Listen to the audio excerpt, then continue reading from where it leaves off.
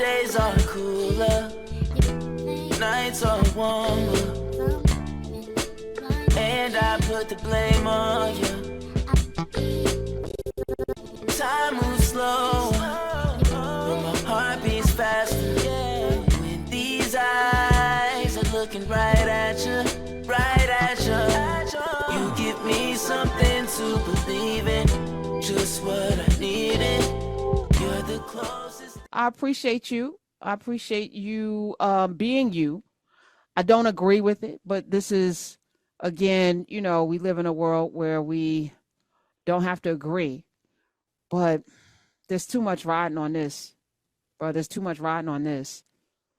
And if I can offer you anything, being wedded to a party that has been overtaken by people who don't see you as human, even if you may, you can be one of those people that, there's always going to be the exceptional one. But fundamentally, from birthplace, this whole immigration thing to giving immunity to the president, the Supreme Court, the way that thing has been packed, and all of the things that have been overturned, whether we agree with abortion or not, there's something fundamentally wrong with a party that is against everything and everybody. And that's your leader. So. Well, I wouldn't say that's my leader. I mean, I'm not working for an elected official, so I'm going to push back a little bit against you, Karen, in that regard. And I think oftentimes people make the association that because one is a conservative, then therefore the person who's at the top of the ticket must hold all of your beliefs, or you must support that person, or you must support or endorse all of the positions of that person. And I just don't agree with that any more than someone on the other side may disagree with half of the things of the person at the top. I mean, I don't agree with that at all. Okay. I just got to push back. All right. The Bible talks about stiff-necked folk that lean into legalism. And those are the people that Jesus came to gather and tell them that there's something fundamentally wrong with that. And I feel like we're here. You stand so on. Do you think? Yeah. Do you think that? Well, let's see. Do you think that people who decide, you know what, I just don't want to participate in this particular process, which may be a significant portion of Americans, are they not recognizing the existential threat? Yeah. I think they may have the luxury, maybe the financial means, maybe the position to not have to show up for everybody else. I think it's a very selfish position at this point. I will be fine. That's an interesting take. Yeah. I will be absolutely fine if I don't vote. But there will be a whole lot of people that will not be fine. And I owe it to people who show up every day, whether they are bus drivers, whether they are first generation, because I've taught a lot of these young people who are first generation college, for whom I have a DACA person on my staff who was nervous during the Trump administration about being here and being deported to a country she's never been to. That fear, that anger, the hatred that it foments. I don't want to live in a country such as that, right? I think whether we agree fundamentally on who's conservative and who's not is irrelevant. I think everybody deserves to breathe and to give police immunity. And the third choice is to sit at home and be on J.D. Vance's couch. But I think that's the selfish choice. It's my opinion. Well, I mean, look, I think that some of the issues you raise, I mean, obviously, I don't think many people would probably be of the society. I think the American people are a bit more sagacious than that, whether they have a college education or not. Some may disagree with that, but I'm of the mindset that people do recognize how delicate this country is, how delicate any form of governance can be if headed in the wrong direction. And I just have confidence that these sorts of things work themselves out if history is really a student. And I think in our particular case, I think the country usually tries to do the right thing. I really do believe that. Well, then you haven't studied much history here. And also geopolitically, Nazi Germany was in a very similar position that we're in now. Nazi Germany, by the way, that borrowed our Jim Crow laws to create their Nuremberg laws, as did South Africa.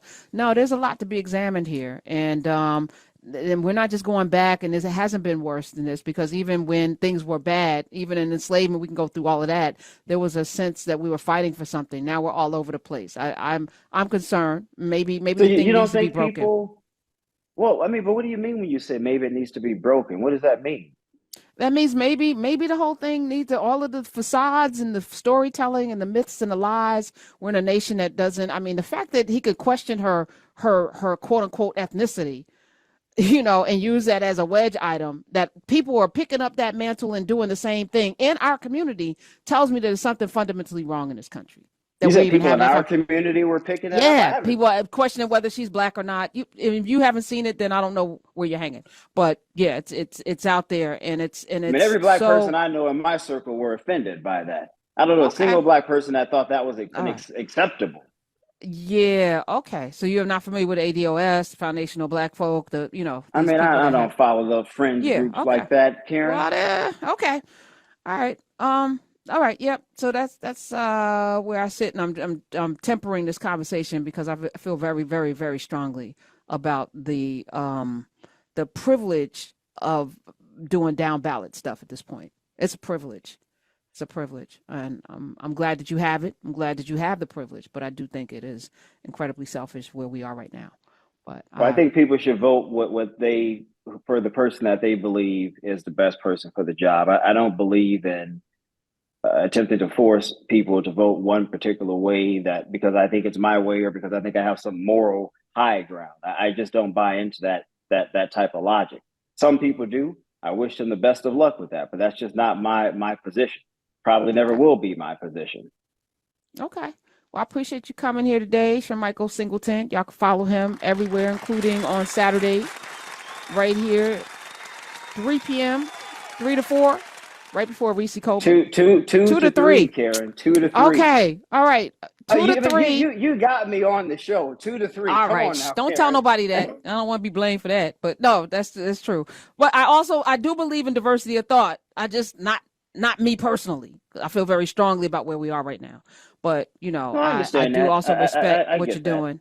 Yeah. And I think when the dust clears, we need to really have a conversation, because most black people are conservative. Most black people love the Lord. Most black people at least love some spiritual higher power, have a high moral, thought. And we have a hard time reckoning with this where we are right now, which is not conservatism, is not Republican ideology. No, it is something else, right? So but it's going to take a lot of cleanup. It's going to take a lot of cleanup, Karen. And I said this on air yesterday.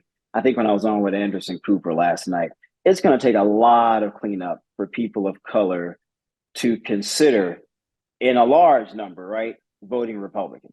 I think the amount of work that's necessary, I don't know if it can ever occur. You had a chance when Mitt Romney lost and there was that autopsy. You had a really good chance of having an actual bigger tent, but you made a decision, a choice, and this is where we are right now.